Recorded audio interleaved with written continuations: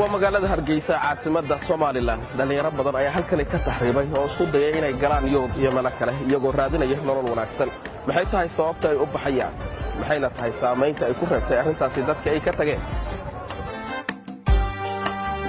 naftan lagu tuntee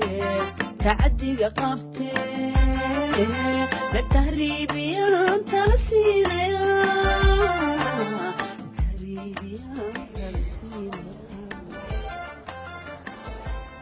حيالي قدام بيت عن كهي وياه تدريبك كسبنا والله دبعتي مو يار waxay isaguna jaamacad buu ku jiray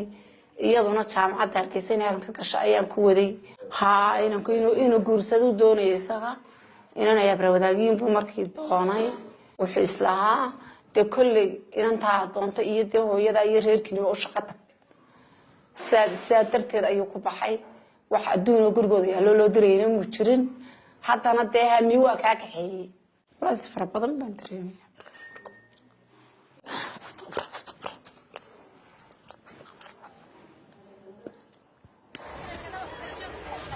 sababuhu dadka ay u taxriibayaan waa ay badan yihiin laakiin intooda badan marka la sheekaysato waxay ku sheegayaan inay doonayaan in noloshooda wax ka bedelaan iyo in ay helaan lacag ay ku guursadaan waana arrin aad muhiim ugu ah Soomaalida dhexdeeda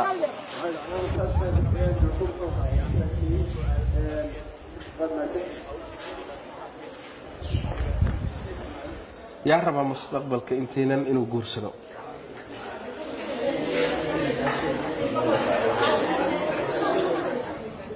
horta dadkii badankoodu dhaqaalo ku filan ma haystaan ay ku guursadaan kadib markaas waxay isku dayayaan lacag markay say u heli lahaayeen guurka la qaaligareeyna waxa weeyaan nimadiina ay dhaqaalo ku filan waayeen habliina markay arkeen nimadii dhaqaalo haysan ayaguna isiraadeen ma doonayno sadarteed bay nimadina isaga tagaan hadaan hawliidii yeelaynin way dhaqaale yaraan ku diideen inay dadku iska tagtaan oo caalamada ka shaqeysan wadamada caalamka بعدين يدين كل عائلة عطسون نقطان أما كلها يحكوا اللي قطان كبورستان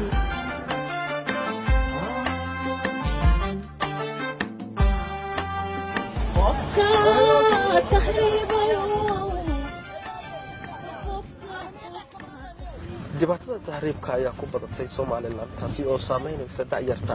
waalidiinta ayaa ku qasbanaanaya markii inay carruurtooda wax u sameeyaan si ay uga reebaan tahriibka waxa kamid ah u iibiyaan tagaasi oo uu kamid yahay midka hadda aan saaranahay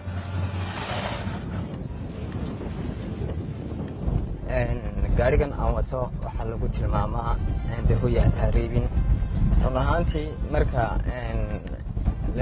la leeyahay hooyaha tahriibin waa magaca rasmi u baxay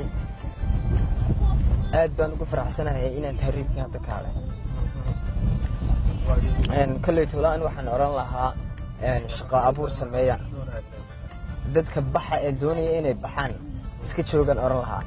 oo shaqo abuurkii kolley tolo waxaad u baxaysaan ama duruufta idin haysa kolley tolo maskaxda iyo wareejin inaad heshaan baad dhici kartaa